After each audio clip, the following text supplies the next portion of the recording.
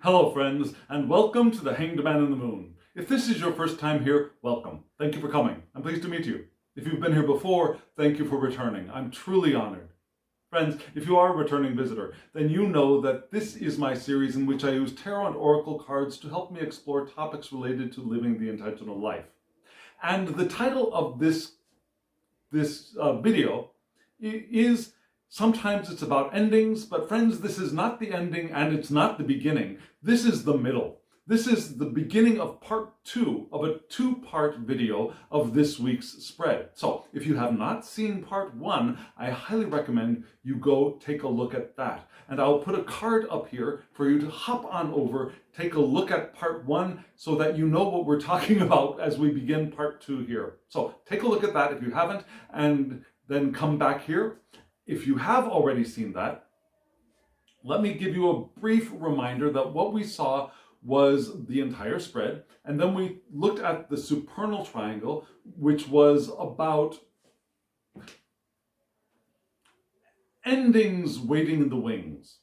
Yeah, I mean, to say that very in one set of just a few words, that's what it basically was about.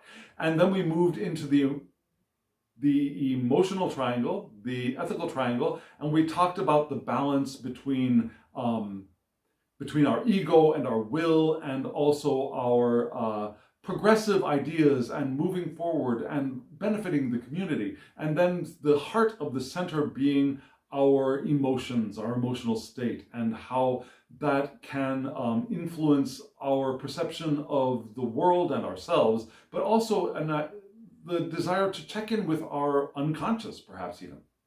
So we did a little bit of that. And now what we're going to do is we're going to look at the third triangle, which is the second downward pointing triangle, called many things, including the psychological triangle or the astral triangle. This is the pre-manifested triangle. So we'll look at that, and then we'll look at the whole spread once more and read it a few different ways. So first, let me show you that third triangle, the second one that's pointing down, right now.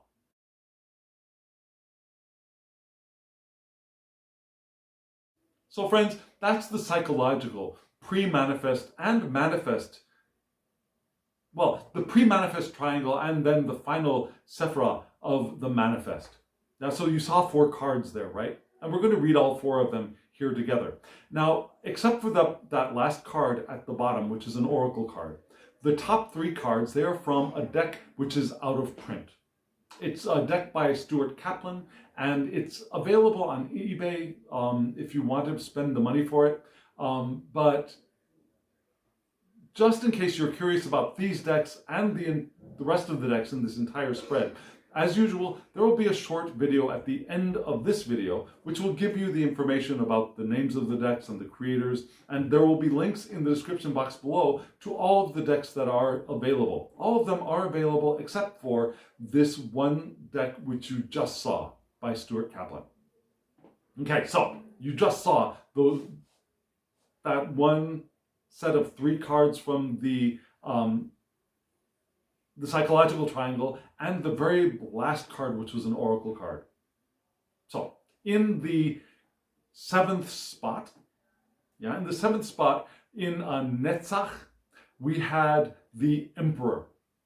Now this card is actually called the cubic stone in the deck designed by the second Comte de Saint-Germain. So in Netzach, we had the cubic stone. In Hod, we had the 2 of Cups.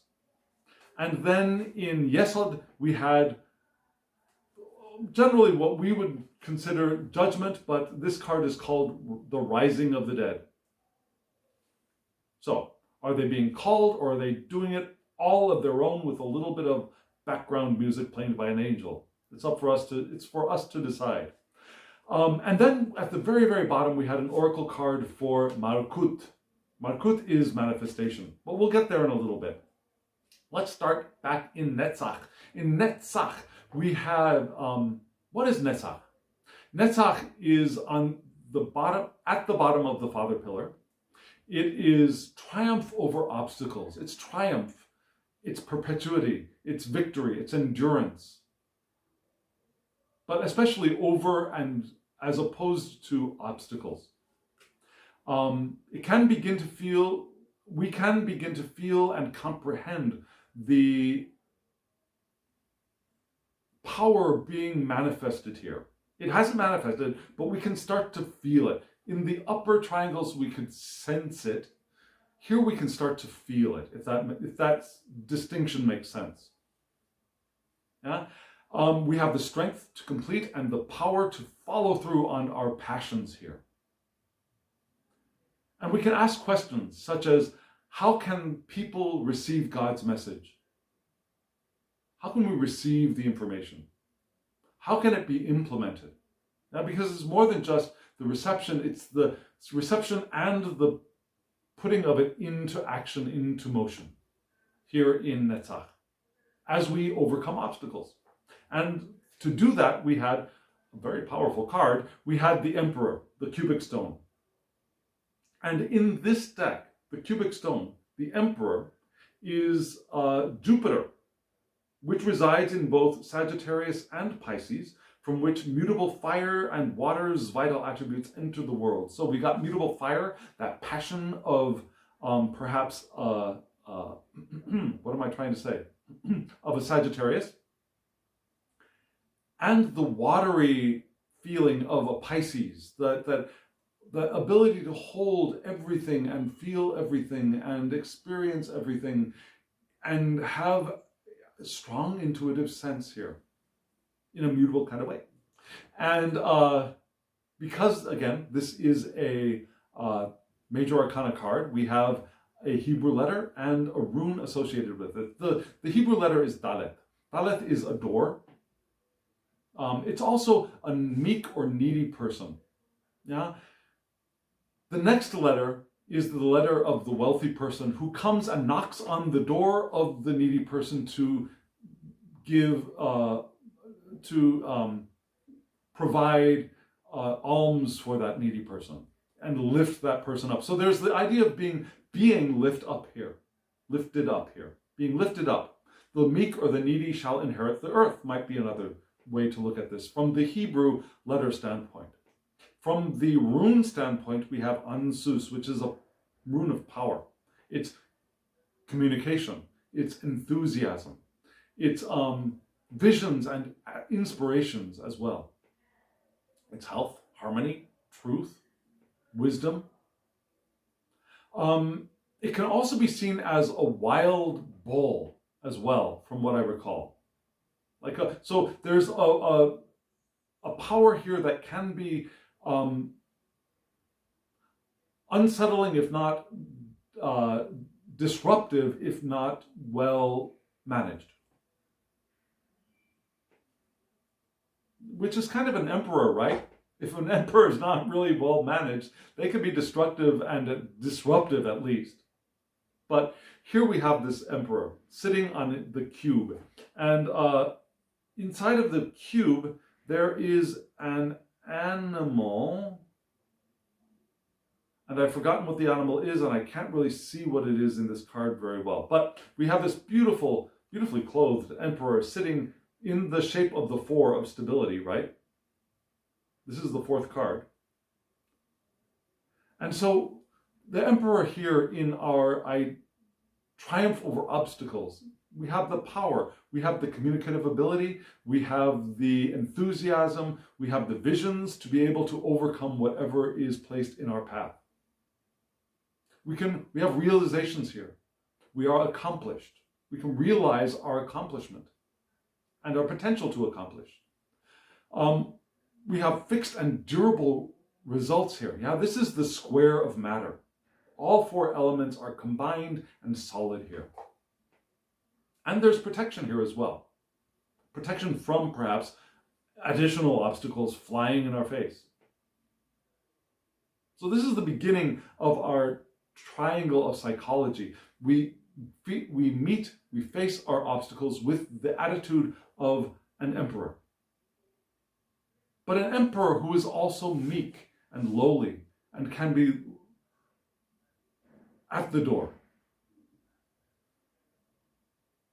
And suddenly I'm reminded of, I'm Christian. If you're not Christian, I'm specifically of the Christians, I'm Roman Catholic. If you are neither Roman Catholic nor Christian, maybe this is going to fall flat for you. But for me, I remember the image of the Christ Jesus, the risen Jesus, standing outside of a door of a shack, knocking at the door, ready to, asking to be let in. Not the rich person knocking at the door, hut of a poor person ready to give, but rather the eternal empty one knocking at our door, asking to be let in, to be received. So there's that aspect of the emperor that is possible too, right? There's this, because the Christ figure is absolutely secure, it's absolutely stable, it's absolutely pure, it's absolutely accomplished, and yet can be empty as well. So maybe that aspect of the emperor can be strengthened here, especially in the spot of overcoming our obstacles. And this card is paired off with the bottom of the mother pillar, which is Hod. And Hod, what is Hod? Hod is majesty, splendor, glory, which is wonderful, but doesn't really make as much sense to me when it as a pair to victory and endurance. Now, there are other ways of looking at this. The way that I appreciate this is not the only way to look at this, but the way that I look at these two, the pair, in this spread particularly, is that Hod, where Netzach is overcoming the obstacle, Hod is surrendering to the obstacle. Does that mean giving up? No, it doesn't. It doesn't mean giving up. It's not that kind of surrender. It's the way that water surrenders to an obstacle. And you might say, well, water beats it down and breaks it down over time. That's one way to look at it. But another way for us to appreciate the interaction of water and an obstacle is that water doesn't gather itself together to start smashing at it. Water opens itself to it. Depending on the force of the water can open itself to the obstacle. And in so doing, can find a way over, can find a way under, around, or even through. Those obstacles often will have cracks, and whereas a rock might not find a way through the crack of an obstacle, water can seep its way through, right? That obstacle has to be pretty dang solid for it to be invincible to the softness of water. So that's what I think of when I think of Hod, to surrendering to an obstacle. And it's also giving form to the symbolic realm. Now in Netzach, we had these, the insights and the information and the message from God that we receive and put into action. But here, that message is translated into a symbol, to symbology, could be like letters on a page. Those are symbols. It could be images on a page or a card. Those are symbols. But they could also be like dream symbols or archetypes which are translated into symbology, which the conscious mind can grasp. Here, the conscious mind can really grasp what it is that it's looking at in Hod. And it's perhaps that ability to grasp what is being presented that gives us the power to ease our way through an obstacle, because we have something to hold on to, so to perceive, to think about. And it also receives the energy from Netzach, and Hod is able to rationalize it and translate it into things like philosophy and science and literature and reason and systems and conceptual systems of thought and communication. Those ologies, yeah? Zoology, cosmology, astrology. There's another way of conceiving this pair as Netzach being the force and Hod being the form. The energy from Netzach, the message and energy from Netzach move into Hod, and Hod gives it form. And both of them together are like the feet of the tree of life. Yeah, they start giving the engine motion, moving forward into manifestation. So what do we have in Hod? In this surrender to the obstacle, in this translation of abstract into symbolic thought. What we have here is the Two of Cups. And the Two of Cups is another emphasis of the moon. Now remember, we had a lot of sun at the top, right? And now we've got a second burst of moon energy. So the Two of Cups also points to the moon, but the moon in Libra. Now, this card points to the moon in Libra, from which, now, so Libra's natural planet is Venus, right? So we have, I didn't write this down, and so I'm just remembering. Yeah, we have mutable,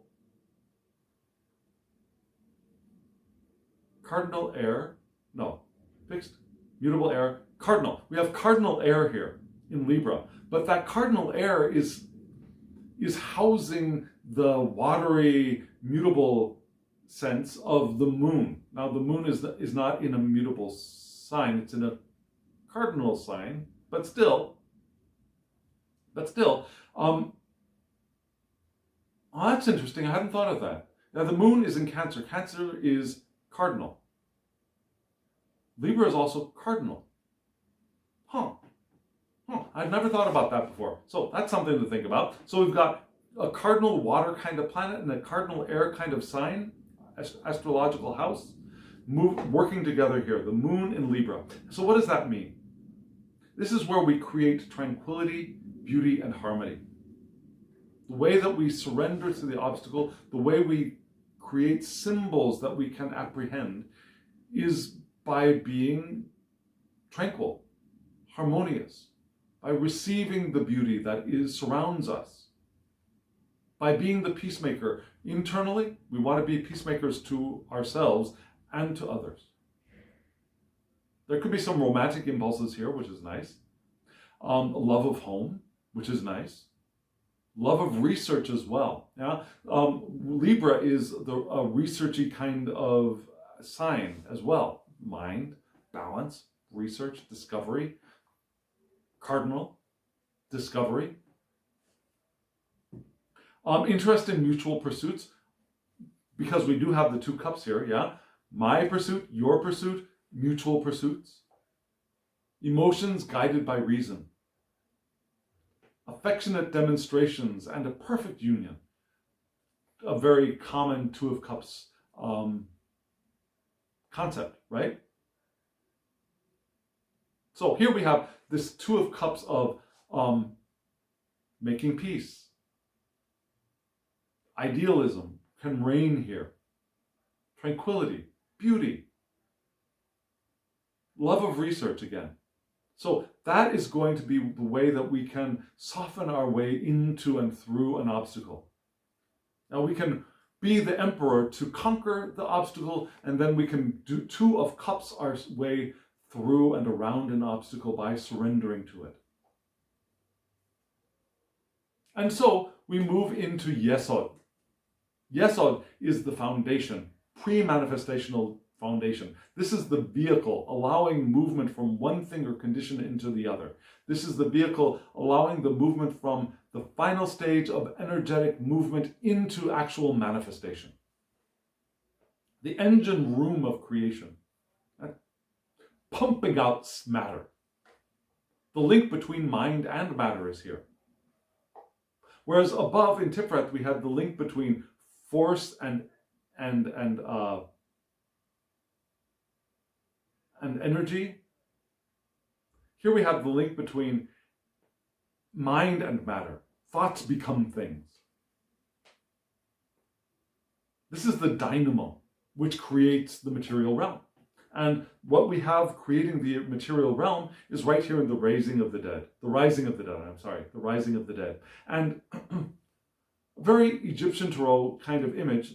I'm sorry, let me just hold this up like this. I hope you can see this.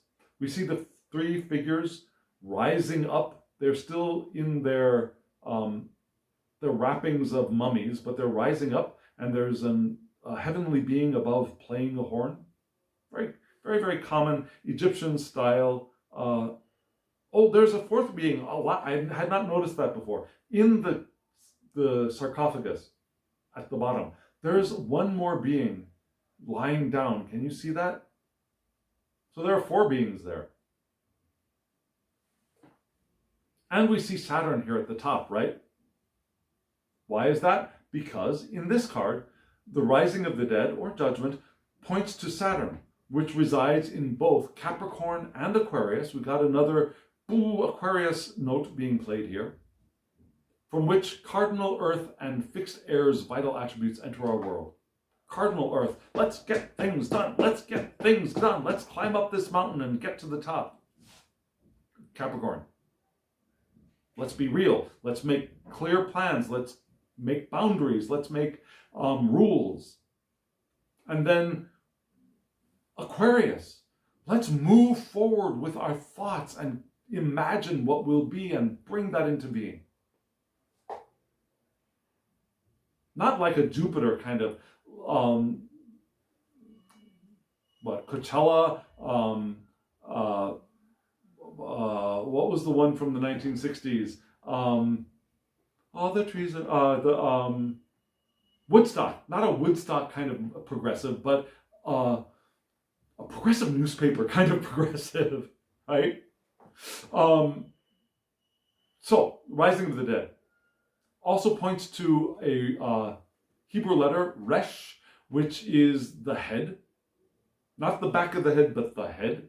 The beginning of a new cycle. Also abject poverty is possible here. It holds the number of 200. So it points to both wickedness and higher consciousness. There's a duality here, which I guess we could split into the rise to either heaven or to hell. Right? That kind of judgment between the good and the bad. Not justice, but judgment. It also points to the rune Manaz, which kind of looks like a double M. And Manaz is destiny, self-knowledge, spiritual spiritual power, intelligence, foresight, creativity. There's a divine order in Manaz too, and awareness. So divine order, awareness, power and intelligence, self-knowledge, destiny, all part of this. The call to destiny, right? The call to our path, the call to the rise to the new life. Which is interesting because we started off at the very, very beginning with in the wings, this idea of we'll get there later, but the endedness, and here we have the idea of beginningness, right? So, there is destiny in this card.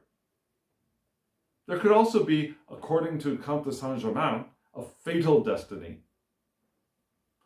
Delays and obstacles constantly recurring. That's possible. Which is interesting because the dark side of Manaz is self-deception. But there are other things. Yeah, awakening or resurrection is possible here. Nothing is more permanent than change is from the guidebook to the Tarot of the Holy the Egyptian Tarot. An end is also a beginning, rising above emotional turmoil. And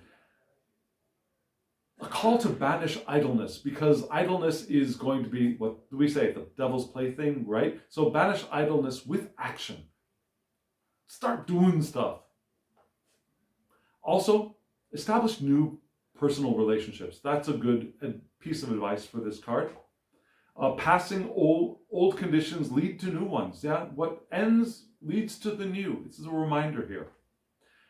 And to remember that through our perception, we achieve awareness. So we want to broaden our perception, broaden what we think about, to broaden our awareness. And from our broader awareness, we get new life. An awakening, a resurrection. So this is the foundation. This is what we do in order to manifest into the world.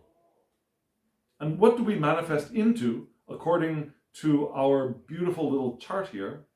Yeah, we manifest into Virgo. My mom, just saying. We manifest into Virgo, an earth sign, right? Virgo is Virgo is mutable earth. So yeah, this Virgo, it's an earth sign. It's cleaning things up and getting going. It's supportive, organized, priorities, boundaries, all are here in Virgo. So this is what we are advised to manifest for ourselves. All of those qualities. Supportive to others, sure. Organized, definitely. Clean your shit up. Line up your priorities. Establish boundaries.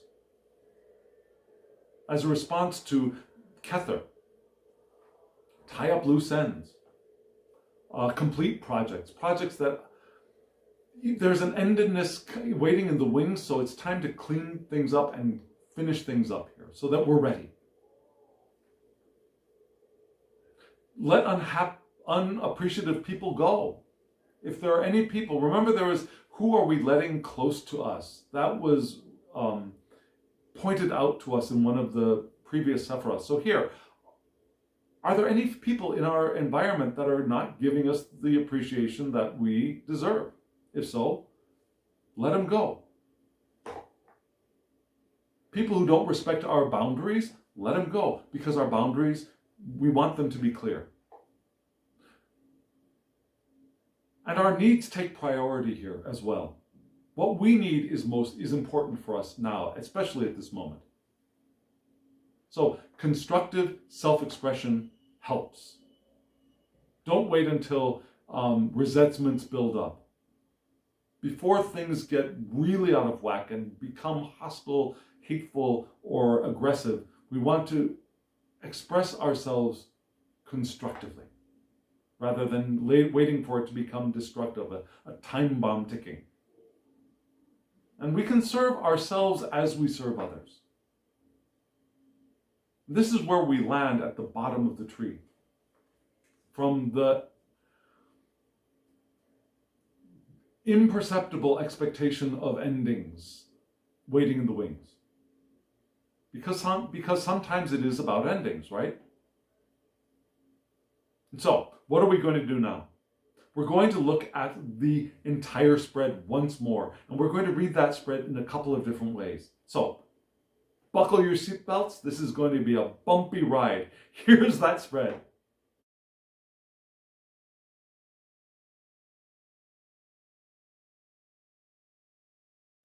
That was the entire spread. Yeah? And I'm sorry, this spread is a vertical spread that we are mostly viewing on horizontal screens. And so to be able to see the whole spread, we just have to go take a picture of it from too far up. And so we don't get the detail. But we just saw each of the triangles up close, and hopefully you can remember what those cards were when you saw the whole spread again together.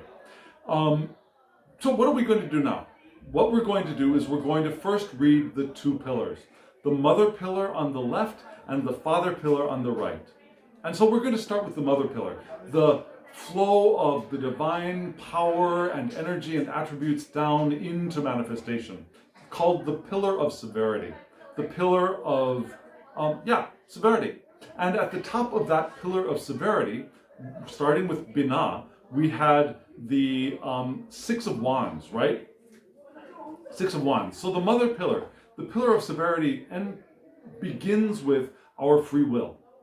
And we have the power, we have the strength, we have the sovereignty to be able to do what we want. But with the caveat that we also want to do it in consideration of the people around us, our community.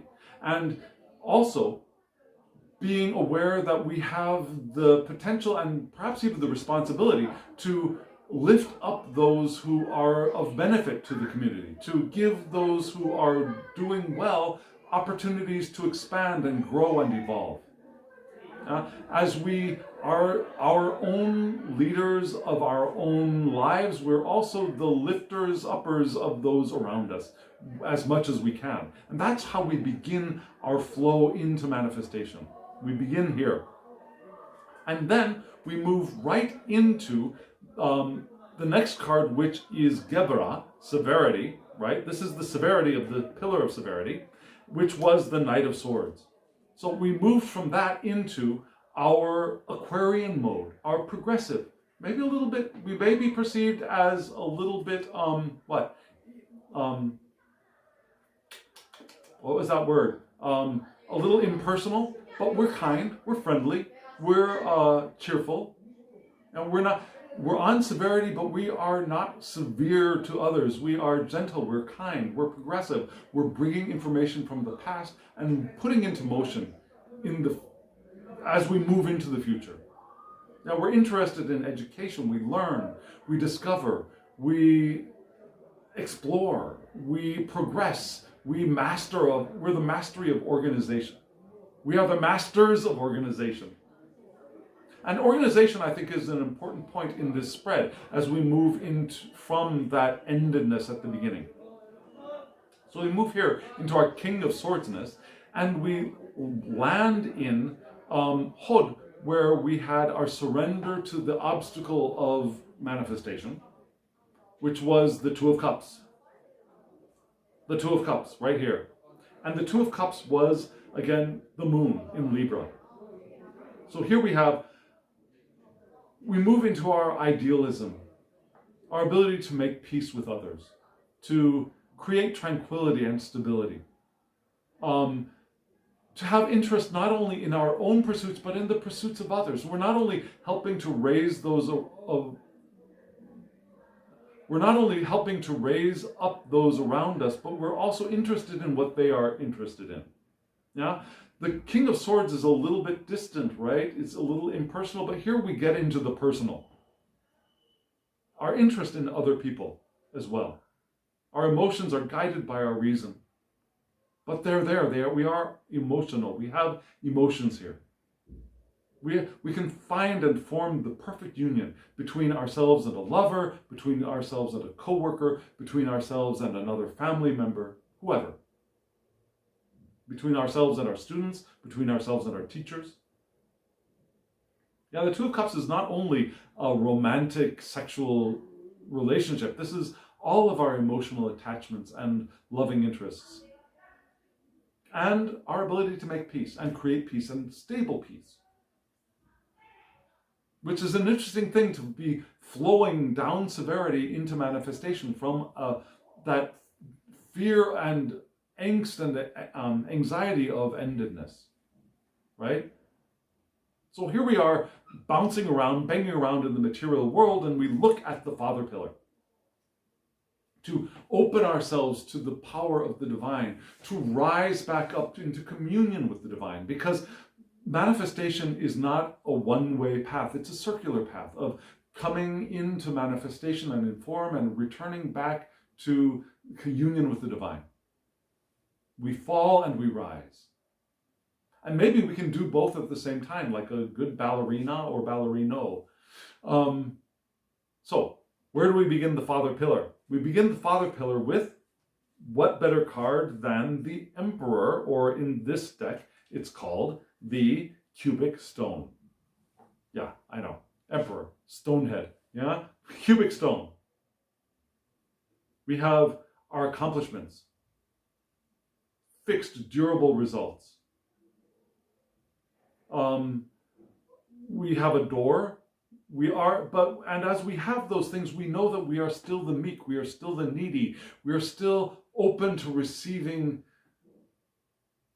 the love, joy, and well-being of the divine, right? So with all of our durable results, we're here prepared to open to divine communion. And so the next step up that pillar is to our loving mercy in netzach. I'm sorry, no, this was netzach. To chesed. Let's see, just a moment. Kether, chesed, into hesed. I sometimes get confused between chesed and chokmah. Hesed. In hesed, we had the world card, right? Where are you, world card? There you are, the world card. So we move from that, the cubic stone of our accomplishments, our realizations, our fixed, durable results as we open in the meek shall inherit the earth kind of opening of the cubic stone to the reception of divine mercy, of divine love, joy, well-being. And we move up into loving kindness with the world. Our application of willpower begins here. We know ourselves, and we know our success, and we know our worthiness. We get strength from the way that we interact harmoniously in the world, rather than the weakness which is created by our inharmonious actions in the world, our disharmonious actions in the world. And we rise up from our loving kindness in chesed into chokmah, which is our understanding, right? Which flows into wisdom, but our understanding. And our understanding here was the sun card reversed. All of the air attributes are here in the sun reversed. I'm sorry, no. I'm sorry. No. The sun reversed is Pisces. And so here we enter into our realization that we do have fears as egoic beings. We have fears of the vastness of potential of the divine. Yeah? Our egos look at the possibility of divine union and become scared, frightened because of the perceived difference in size. Although in reality, there is no size to the divine. There's no bigness nor smallness.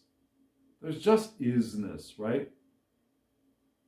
But still, the ego faces that and feels like it's going to dissolve and get lost and be destroyed in the vastness. And it doesn't have to be destroyed. As long as while we're living in these physical bodies, the ego, the healthy ego, we don't want it to be destroyed. We want it to be healed, but the ego is so attached to its dysfunction as its shield, as its guard, that the loss of that shield or guard feels like imminent death. But here we, in the sun reversed, we're asked to face that. We want to liberate ourselves from our self-referential worldview and realize that the rest of the world is us as well. We can open to the wisdom of the collective psyche. We can open to the wisdom of the divine. If you think Akashic records, we can open ourselves to the Akashic records. We can open ourselves. And as we open ourselves, that final step to the divine, we are infused with knowledge, wisdom, understanding, psychic power, which is what moves us through the feeling of the Ten of Swords reversed, right? Does that make sense? So here we are. One more step to this spread. We're going to read the lightning path. The lightning path starts in Kether and moves its way down zigzag from Kether to Chokmah to binah, through da'at, which we haven't talked about yet, into chesed, into gevra, into tiferet, into netzach, into hod, into yesod, into malkut. Yes, that's the lightning path. So we start off with the Ten of Swords reversed. Yeah, imminent ending, imminent failure, perhaps. Well, it might feel it. Now, there is no failure. Can we agree on that? There is no such thing as failure. There are results that we don't want, and then we recognize that we have the potential to do something else, or to do it again. Maybe not with the same person, but we have the potential to do it again. Always. Because there's no endedness to life. But still, here in the Ten of Swords, we are faced with the exhausted, used up, emotionally at the end of the line feeling of perceived endedness. And sometimes, even living an intentional life, it is about the end. It is about endings. And so we move from here into the Sun reversed, in which we realize that, yes, we are scared. We are scared of the vastness of the emptiness that we perceive in front of us, which is actually the divine, which actually is the glory and beauty of truth. But we don't see it because what we're seeing is what the end and what has been before, instead of allowing ourselves to open to the vastness, which looks like a void, but isn't a void. It's potential before us. And so we move from there into from our understanding of, oh my fucking God, to, oh my God, to our wisdom, which comes from that, and that is the Six of Wands. The Six of Wands gives us that, yes, okay, so I do have free will. I do have sovereignty over my life. And there are other people around me, and I do not have sovereignty over my own life as opposed to them or separate from them. There is an economy of interest and an economy of beneficence that I get to do what I do, especially when what I want to do is of benefit to those around me, and the others are of benefit to my determination of what it is that I want to do.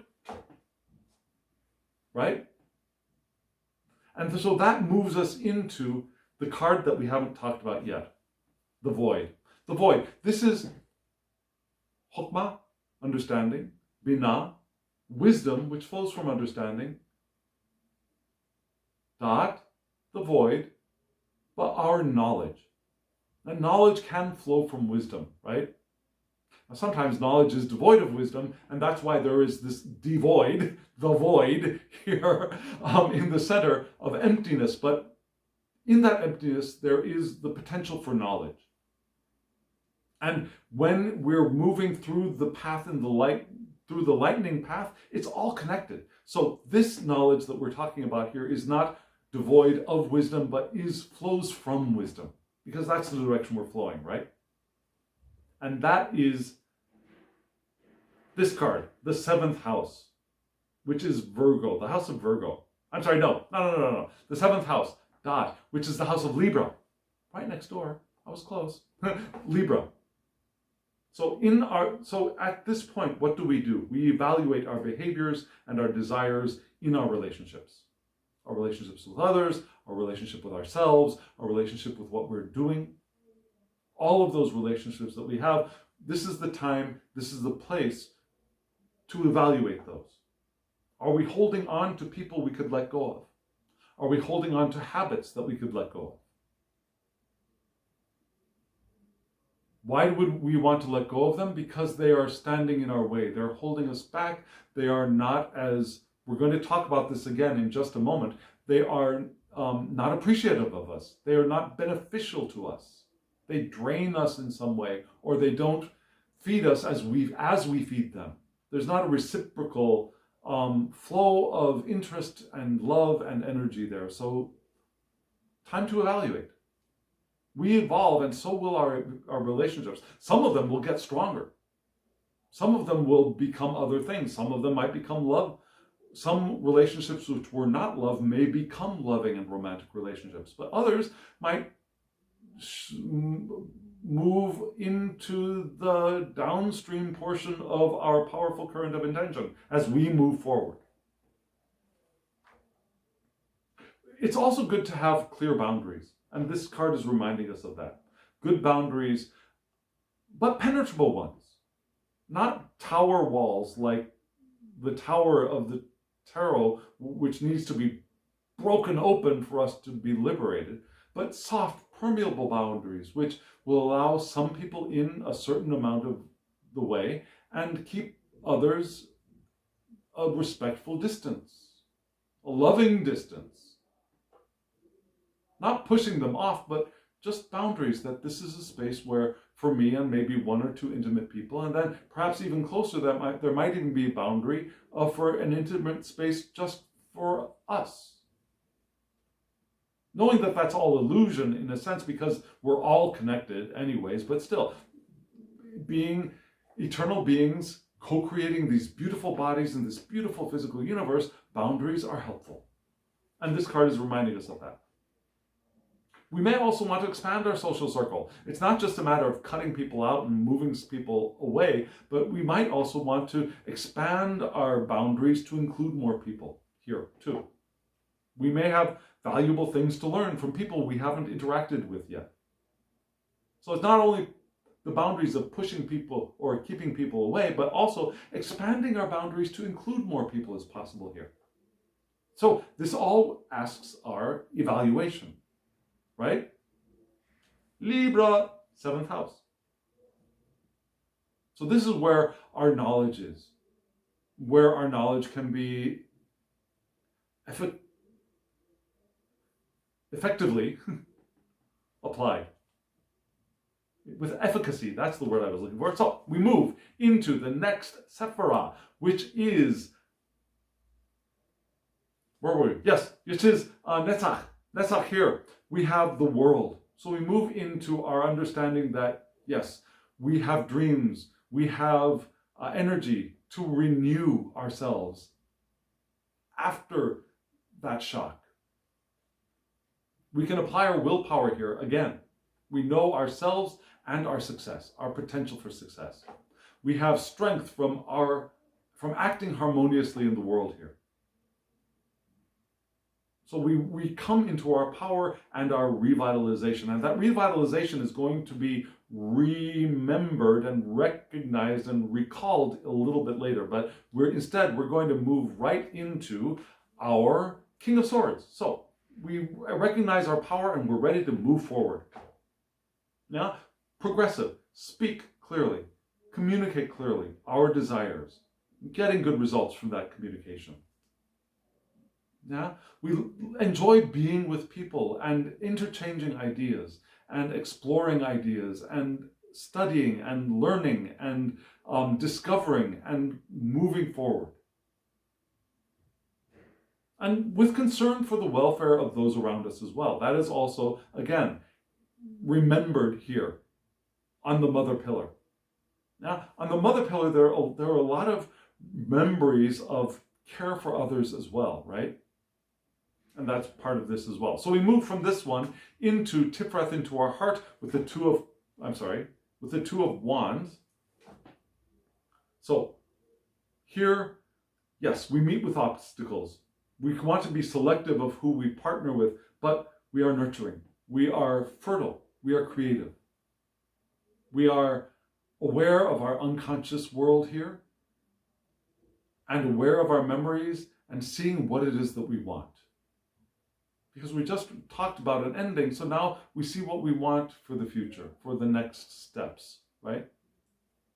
And so we flow from there into the cubic stone, our power as an emperor in the world. And this is the way we overcome our obstacles with our realizations, our accomplishment, with our fixed, durable results. We do stuff and things happen. And we're protected. We're safe. And that safety will help us move through our obstacles. Our inspiration, our communication, our enthusiasm will move us past the obstacles, as we also surrender to the obstacles with the Two of Cups. and we create harmony and tranquility. Our romantic impulses start to be stirred here. Those romantic impulses could be for another human being. They could also be romantic impulses for our work, for our passion projects, for our creative instincts as well. And that moves us into, whoops, where were we? No, this one was the Two of Cups. Into, well, where a second, where was the raising of the dead? Where's the raising of the dead? I skipped past the raising of the dead. Where are you? There you are. Then, which moves us into the raising of the dead.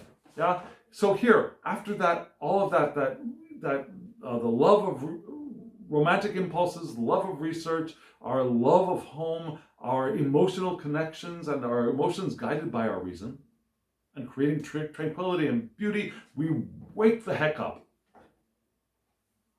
Yeah, we awaken or resurrect. Nothing is more permanent than change, and here we are, we're changing. Yeah? What was an end is now a beginning. We can establish new personal relationships. We can pass old conditions and move into new ones. Right? And this is our foundation for our this is our foundation for our manifestation into Virgo. Again, get the heck organized. Priorities, boundaries that are soft, that we can expand, allow some people in, allow some people to move out, right? But boundaries, closing up things that haven't been finished yet, completing projects, because we have reached an end and we want to get ready for the new thing to manifest, to appear, to be attracted as we move with the powerful flow of intention. And our needs must take a priority. Until we are into the new thing and into the new cycle and into the next step of our journey past the void, into something more manifest. And as it's more manifest, we can start then, okay, let me see what I can do with these people around me. Right? Maybe I can start not taking care of, but supporting the needs of others then. Because we have valuable things to learn and teach. And this is where we can do that from our Virgo-ness. Our mutable earth, our mutable earth. Yeah? So that's the tree of life. Now, one more thing I wanted to mention. When we look at the tree of life, there is Kether at the top. That is the monad. That is the undivided one. That is the Ein Sof, the infinity, which needs split. Just like a cell splits to begin creation of a human being or an animal being or a plant being, cells divide. The Ein Sof, the infinity, splits into the mother and the father. And remember, our mother and our father were the sun reversed and the Six of Wands, right? So just a moment, let me get my cards a little bit organized here. And so we go into the Two of Wands, and then we go into, where's Virgo again? So let's see, there's Virgo. Okay, so let me tell you the story of creation. Not really the story of creation, but anyways, so Ein Sof, Kether, the crown, splits into the father and the mother pillar. And the father and the mother, they love each other so much, they come together in a special embrace, and they create a child. Usually referred as a son, but let's just say a child. So the mother and the father create a child, and that is Tiferet. And Tiferet is a beautiful, glowing, loving child that is connected to all of things, and Tiferet takes a mate. Who is Tiferet's mate? Tiferet's mate is Malkuth. Tiferet and Malkuth form a partnership. And they can eventually become the father and mother, perhaps, of a new pillar, but of a new tree. But so, what do we have? We have the father and the mother. The Sun reversed and the Six of Wands. These two get together. The Sun reversed, our anxiety over the void, but learning to grow in mastery, opening to the wisdom of the collective psyche, pairs with our mother of success and sovereignty and free will, and care for the well-being of others. Those two merge together and meet to create this child, which was the Two of Wands, which is the meeting with obstacles and vigilance, but also the nurturing and fertility, creativity. Our meeting of the subconscious world and our memory, and seeing what it is that we want. Our relationships, of our creative relationships. And our creative relationships meets our desire for organization, for priorities, for boundaries, our earthiness. Our fire and our earth meet up together and they give birth to a whole new world. So this manifestation isn't hanging out there all on its own. This manifestation is married to our Two of Wands, our moon. Yeah? Emotional shifts and how they can color our perception, yes, but also our unconscious world is here. Yeah? The earthy rationality of Virgo meets the moon Cancer subconscious world of the Two of Wands in this deck. Not all decks, but in this deck. So that balanced pair meet together and create a world. A world that is born of the endedness that is waiting in the wings in Keter. Does that make sense? If it does, let me know in the comments below. If you think I'm talking out of my butt, let me know in the comments below. I'd love to hear from you. What do you think? So friends, if you have been here for this whole journey, thank you very much. Thank you for joining me on this journey. And hit the thumbs up button so that YouTube knows that you got something out of it and it will draw other eyes to the channel. The algorithm will show the channel to more people. So hit that thumbs up button and subscribe if you haven't subscribed. And hit the alarm bell so you get notifications of when I upload videos. I'm still at a 3 videos a week kind of situation. And I get the feeling that this semester it's going to be limited to 3 a week. Just saying. But still, you might want to get notifications of when I upload, so hit the alarm bell. And yeah, comment below. I would really love to hear from you. If you want a reading from me, my email address is below. thehangedmaninthemoon@gmail.com. Shoot me an email, we'll get you a reading. I've done a few this week. A few people have asked me for a Tree of Life reading, and I've really enjoyed doing that for other people as well, not just for the channel. So if you want a Tree of Life reading, let me know. Or if you want something simple, like a 3-card reading or a Celtic Cross, even if you don't know what that means, we can work out a kind of reading for you. Send me an email. And if you want to know which decks we used, in just a second, there will be a short clip giving you the names of the decks and the creators. And remember, there are links below for you to go check out them. All but one of these decks are readily available. One deck is very far out of print. Which one is out of print? Let me show you this deck. This is the deck that's out of print. But you can find it on eBay if you're really interested. So here we are at the end. Yeah, in 24 hours at the end of 24 hours after this video is uploaded, I will have another video recorded, which is going to be a Tarot de Marseille reading, giving us a synopsis of this entire spread. So if you want to take a look at that, it'll be up in about 24 hours. So there we are, friends. Thank you very much. And as always, I wish you love, joy, well-being, and pure awareness. Thank you.